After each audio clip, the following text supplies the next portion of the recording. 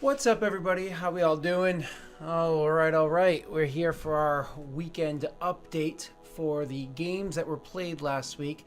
Kind of funny, I say the games that were played last week, but actually I have to do another one of those go over 2 weeks things because last week I was in Maine and I did in fact make a video while sitting on a dock in Maine. Look at this. There's a little video here.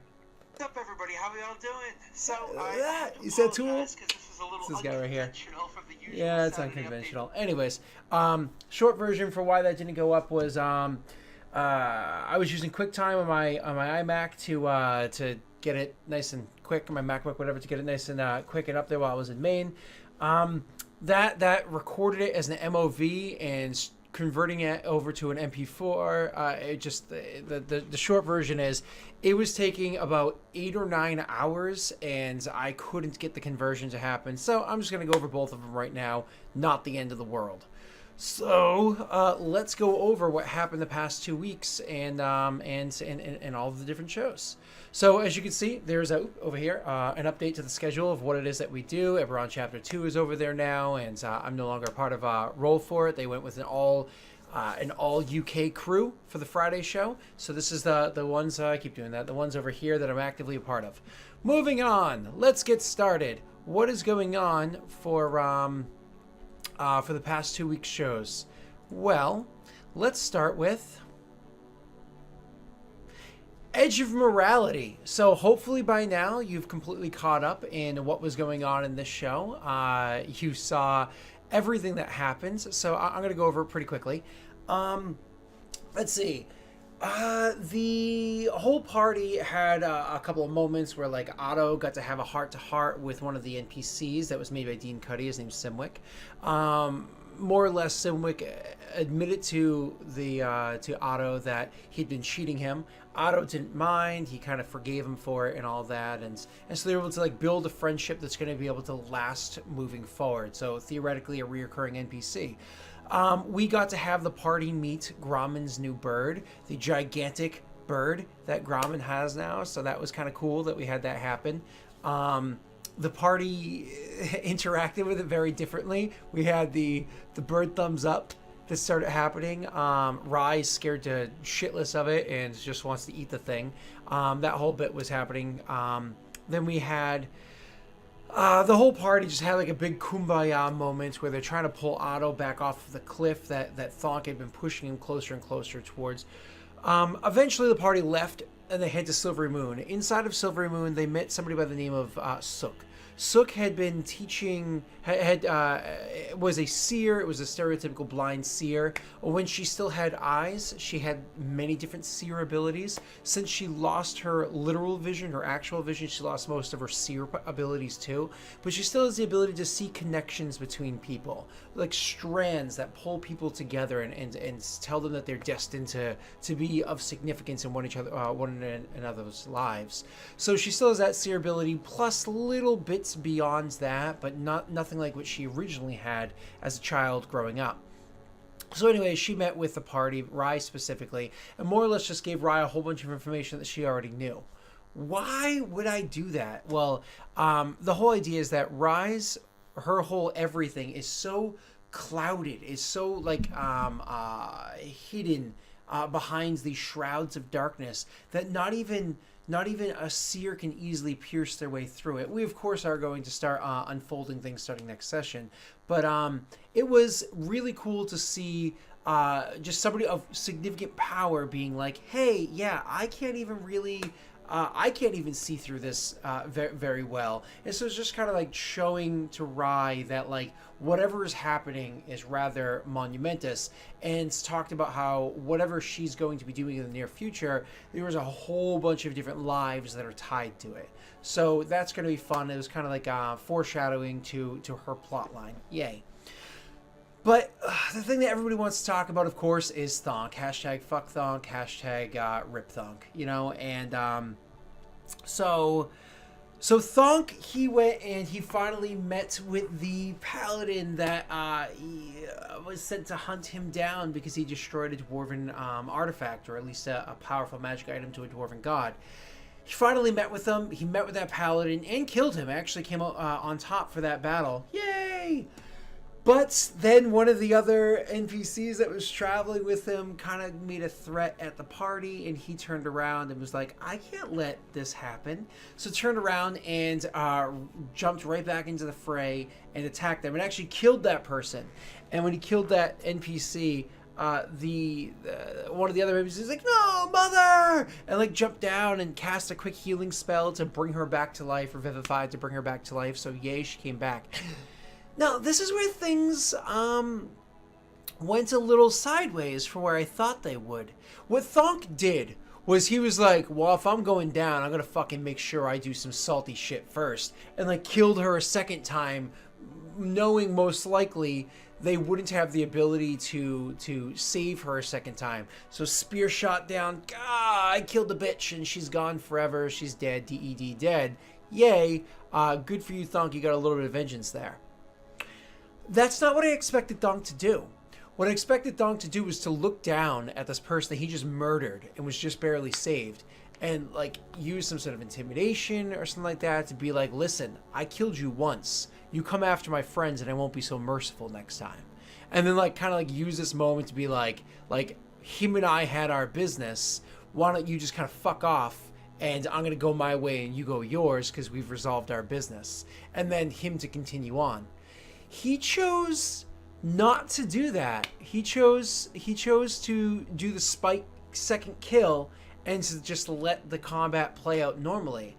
I honestly expected Thonk to do the I guess high road, threaten them and walk away, as opposed to fuck you. But things went the way they did, and rest in peace, Thonk.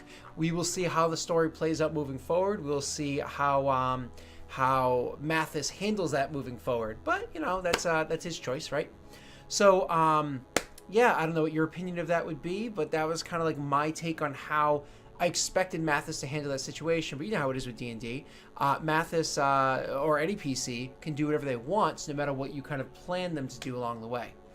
So that kind of finishes up Edge of Morality, which is on a short hiatus just because peeps be busy. Actually, it's literally because one person is busy, because Mathis is busy. So instead of playing the game without him, we have decided to just hold off and wait until he comes back. Him and I are the co-runners of the show. So we decided to wait until he comes back before we continue the show, instead of doing it without him, so we can introduce his new character.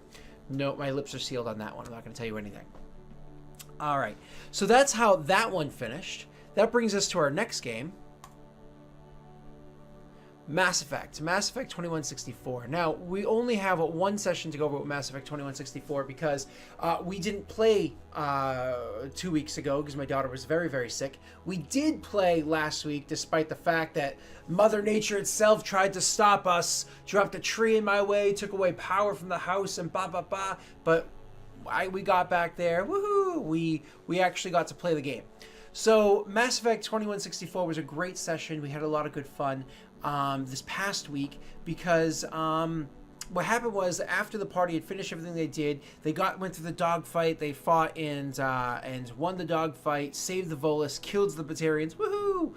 We then had the party immediately afterwards kind of got like pulled away back to because the ship was so fucked up, got pulled away back to the dreadnought that they are stationed out of. And went back there to get repairs done. We had Carmine and Ward were handed silver medals, which are like big honorary medals that they received because of the acts of bravery that they did, getting into a firefight, actually receiving attacks, bullets flying at them, taking wounds, but then immediately jumping back into a shuttle to crash land onto an alien ship to fight an unknown alien force and all that stuff. It was just like one of those, you guys did amazing. We're going to reward you with this amazing medal to say thank you for it. They didn't go ahead and award Rockwell with this medal because there was kind of a question as to what Rockwell did and whether or not it was a good thing. Rockwell actually got reprimanded by his immediate commanding officer because of the fact that he caused a huge collision with another ship that really fucked up their ship.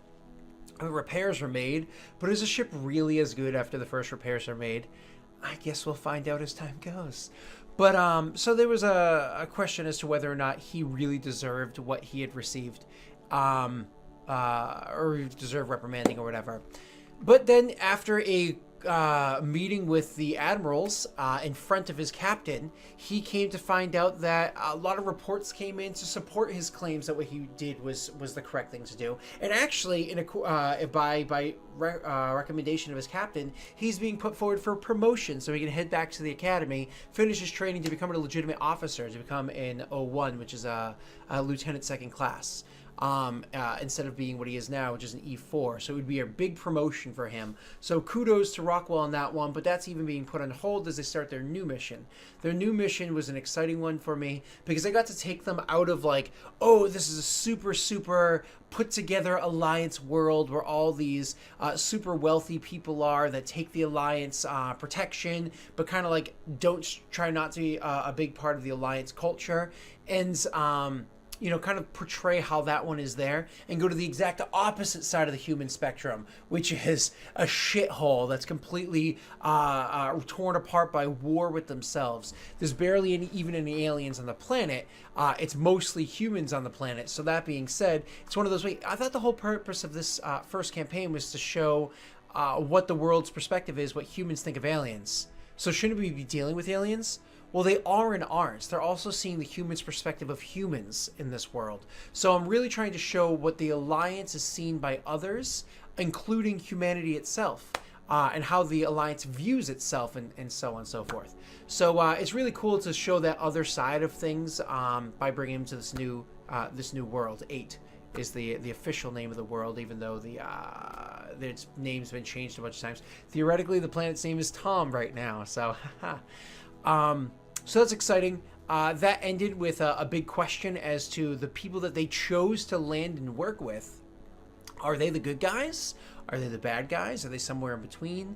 I know that they're kind of curious to figure that out. Next session is going to be a very exciting one. Next session, they're actually going to be able to use their new weapons too, which will be fun too.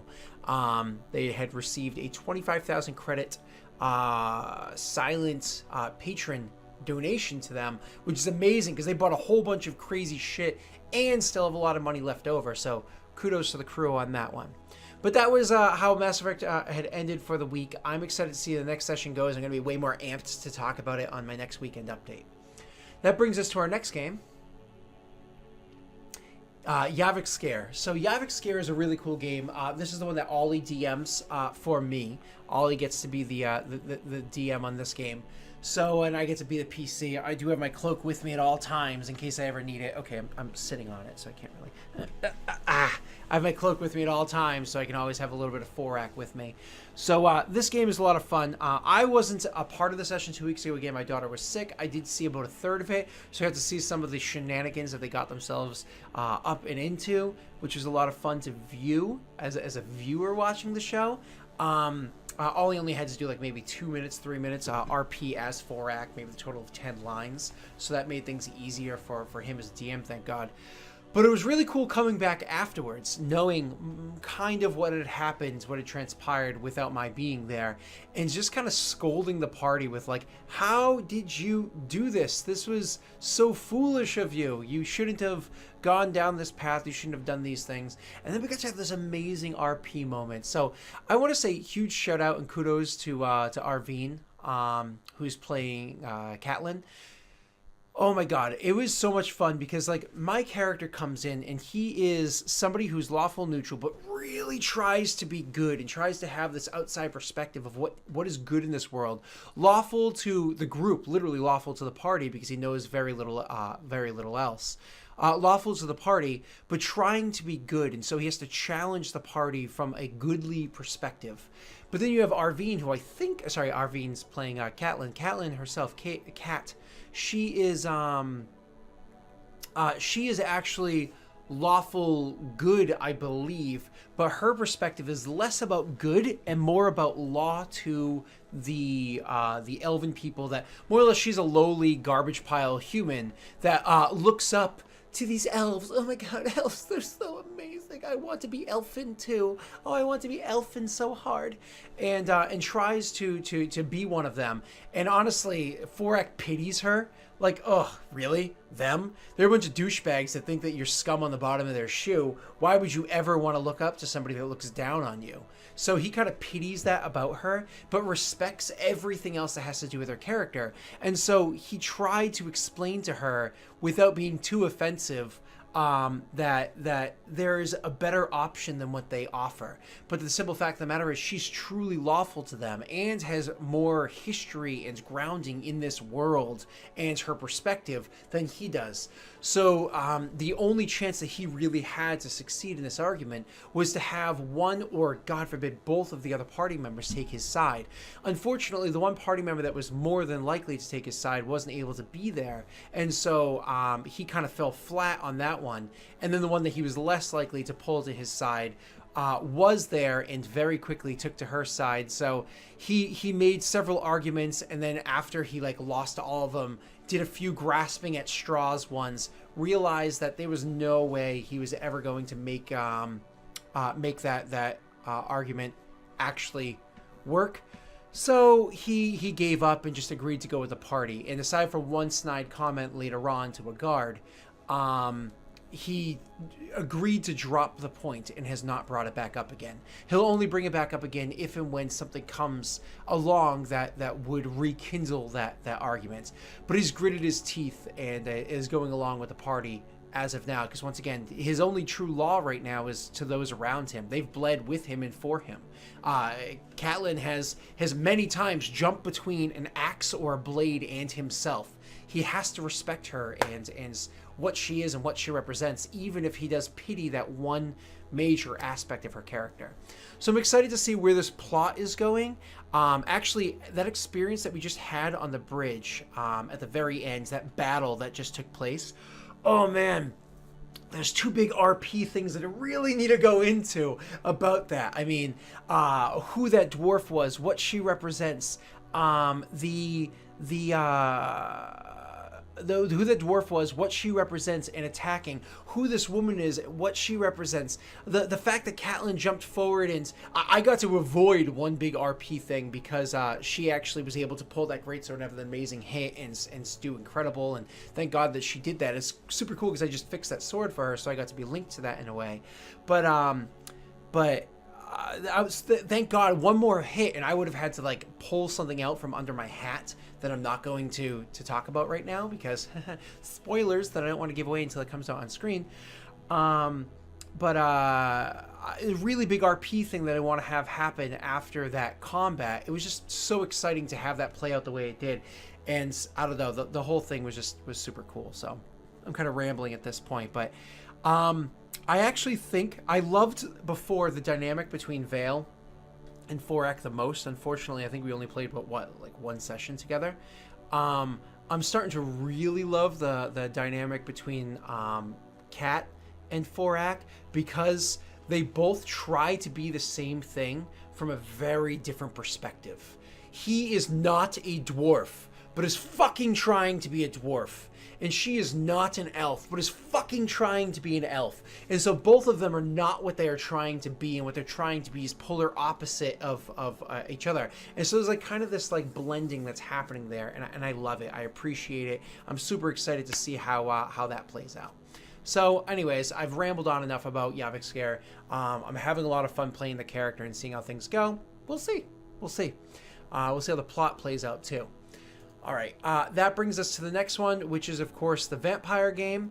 Unfortunately, we didn't get to play this because of, once again, Mathis needed some time. Everybody last week, 2 weeks ago, whatever it was capable of playing. He said that he could not. And then this past week, which was 2 days ago, once again, everybody was capable of playing. I think Maggie was the only one that was like, I'll do it from my hotel room. Don't worry, guys, I got this. And Mathis was like, yeah, I need the time because I'm disappearing, so we didn't play. So unfortunately, that did happen. So I guess hashtag fuck Mathis. But don't worry, everything's coming back. This game is being played next week, I believe, even if Tuesday is not. So it'll be a lot of fun playing these games and seeing how these characters progress, because I really want to see Varys come out. I really want to get back into that character. So I'll stop wasting time on Vampire. that brings us to our Eberron game. Holy shit, I'm so excited it's back. I'm so excited. Oh my god, this is great. Oh man, the Eberron game is back. So we had 2 sessions that took place now because of course, again, last week's update, which I said was right here, and oh hold on, I have to type in the password. So last week's update, which I said was right here and was supposed to go, and I couldn't have go live. Covered whatever. So 2 weeks ago on this thing, to sum it up short, the whole party got back together. One way or another, they eventually got back together, meeting up at Luca's family house where he finished his training. More or less, Kieran was like, hey, I've got a whole bunch of big plot points. These are super, super secrets that are only supposed to be for us together to share as the party, okay? Just so you know, I shared it with my uncle. He's super connected in my house. I know these secrets are kept from him, but I trust him. So I gave them to this big plot person. And Ollie was like, oh, cool. Listen, I know the son of this king. I'm just going to show him, like, he's a 10-year-old. I'm going to show him these plot points too. So check these out. Yeah. And so they're like, hey, cool, because we shared these big plot points, we're going to get a huge fast forward and trying to figure out what these plots are, like tearing them apart and kind of like cracking into them and learning what they're supposed to mean. They're gonna get a lot of headway on that, and it's going to expedite that process. However, the more people that know about the secret plots, and that can tip off the people that the secrets are about, or can get more people involved. Attacking at those secrets. Like, there are a lot of good things and bad things that can happen. As I was describing before, they're kind of like walking through this quiet library with big heavy boots stomping along the way and just making sure everybody's aware that they're present. It's mostly Kieran's fault, but it's also Stalbor's from his lack of subtlety. There are perks and faults that happen because of this, and you will see them play out on screen. They then did this huge, crazy, long travel montage where they spent a crazy fuck ton of money to get from point A to point B very quickly, and did that session with harpies flying overhead singing their harpy song. We pick up yesterday with the harpies are singing the song. Everybody made their saving throw. All of their horses made the saving throw. They're good to go. Kieran's like, fuck these flying bitches, and she's about to start casting spells at them, and the harpies are like, hey, just so you know, we're border control. Because, you know, he just came into our country, so it's our job to protect our country. We're border control. What's up? And Kieran's like, yeah, but I want to kill you. And they're like, yeah, but we're border control. And she's like, yeah, but I'm a murderous psychopath. I want to kill you. And the rest of the party's like, no.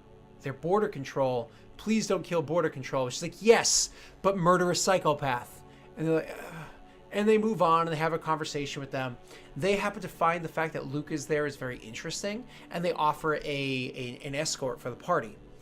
They did escort the party, and they escorted it very well. As I described on the session, you would see at least 2 flying overhead at all points in times, and sometimes a third one, and then later on a fourth one. But they would occasionally kind of like dive off to the side, do these huge like dive bombs off to the side, disappear for a while, and then come back. Well, the party had 0 happenings during their travel to the Grey Wall outpost. So you can imagine the reason why that happened is because they had this harpy escort. They got to the Grey Wall.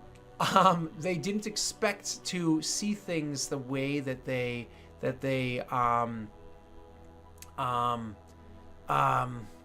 I expected. I don't know. Like, so they go there and they're just kind of like, yeah, you're not supposed to be here. They're like, no, yeah, we're supposed to investigate something here. Okay. Do you have orders? Okay, you don't. Then you're not supposed to be here. Well, we want to talk to the person who's in charge. Who's in charge here? You don't know who's in charge?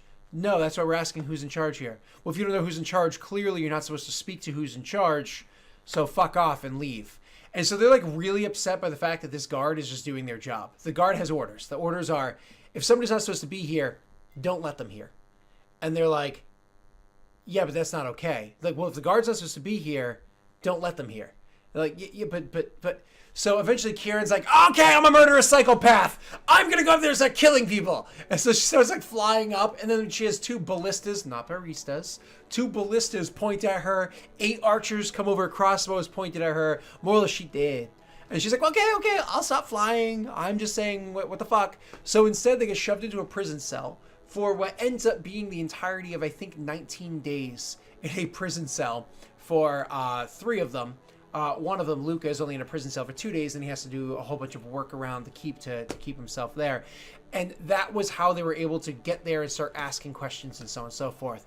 Luca sends some letters out, gets some information back, and finds out, like, okay, I'm not supposed to be here, but they're going to allow me to check to see if there's any doppelgangers or changelings here. They do their test, find out there's no doppelgangers or changelings, but also find out that Kieran's had a bit of a secret. In the in-between last chapter and this chapter, Erin and I had a sit-down chat where we went over the whole bit where she was curious as to whether or not Luca's brother was a changeling. Turns out the fucker was a changeling. She found out because she fed him a poison, and he actually transformed back into a changeling. She's like, what the fuck? And so I'm sitting there, and I'm like, okay, cool. She's going to interrogate him. She interrogated him. She found out what she needed to. And I was like, okay, she's going to kill him. And then Erin was like, okay, so I'm going to befriend him. And I was like, She's like, I'm going to befriend him. And I'm like, what? And she's like, yeah, like, why not? Like, does he know where Luca's brother is? No. Okay, well, then if he doesn't know where Luca's brother is, I don't see a reason to kill him. If I kill him, that might tip them off, and then Luca's brother dies. If I keep him alive, then he owes me. And so he could help me. And hopefully Luca's brother stays alive. So I'm going to befriend him. And so she does that. And it was like amazing. Oh my God. She rolled pretty decent. She actually, introduced this campaign. I forgot to mention that on screen. They get action points. I don't think I mentioned that on screen for the beginning of the first session. I'll have to mention that next Friday. But they have action points. I think she blew through like 3 of her like 7 action points that she has for an entire level. She blew through like 3 of those to make herself successful, but befriended the changeling and allowed him to stay as Luca's brother.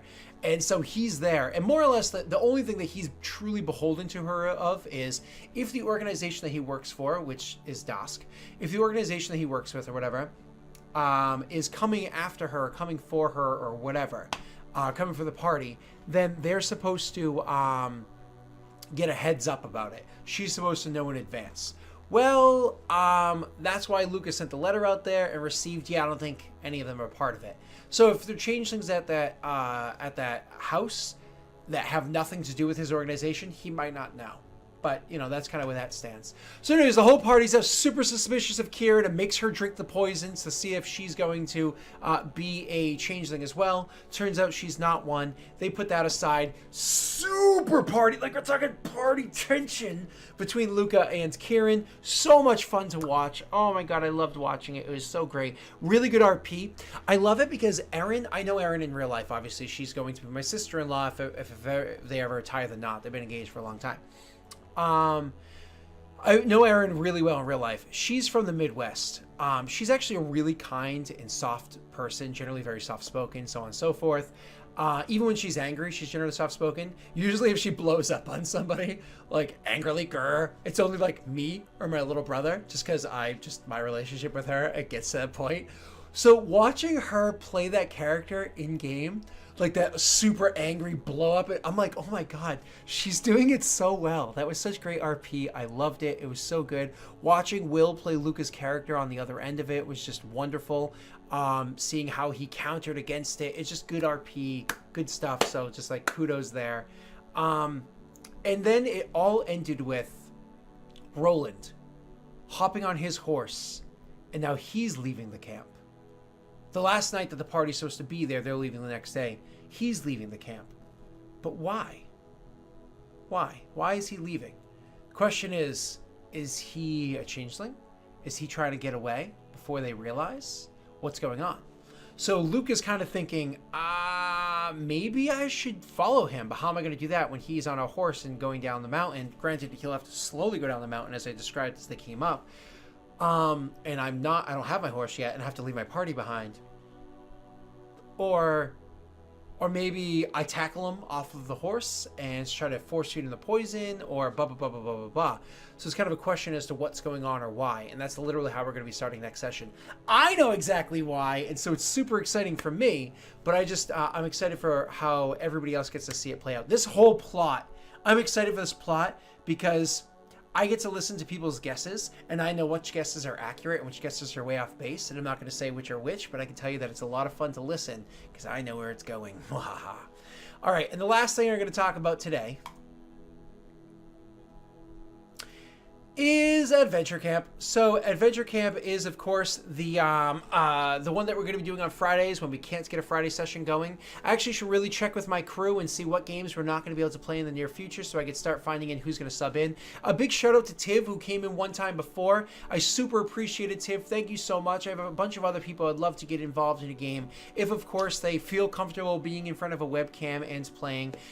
We are very fortunate to have a wonderful audience that watches from all over the globe. So I know not necessarily everybody could be a part of it if they wanted to, but there are going to be opportunities in the future to have other people jump in and be a part of this story as it unfolds. I'm excited for the story because it's a big hodgepodge for me of something I'm putting together that's going to build together as this big and it's going to be fun to see it come out. So super exciting about that. Another thing I want to talk about very quickly before we officially go back to my schedule here. I had fallen behind on the Dale Rick podcast, and I want to say I apologize about that. So anybody who is a Patreon or Patreon supporter of mine, thank you so much for being a supporter. I'm actually going to be putting in, I think it's 4 podcasts are going to be released in the next several days, several days, to make sure that I catch up on what it is and have one extra one thrown inside there. And then, of course, I'm going to be continuing to make more and more and more moving forward. So super appreciate the patience on that one. I'm going to get them out there for you. So thank you, thank you, thank you. I guess that's it. I'm going to say goodbye. I'm excited for this upcoming week's sessions where we'll have, I believe, everything except for the Edge of Morality happening. So thank you all very much for coming by, hanging out, and watching. See y'all soon.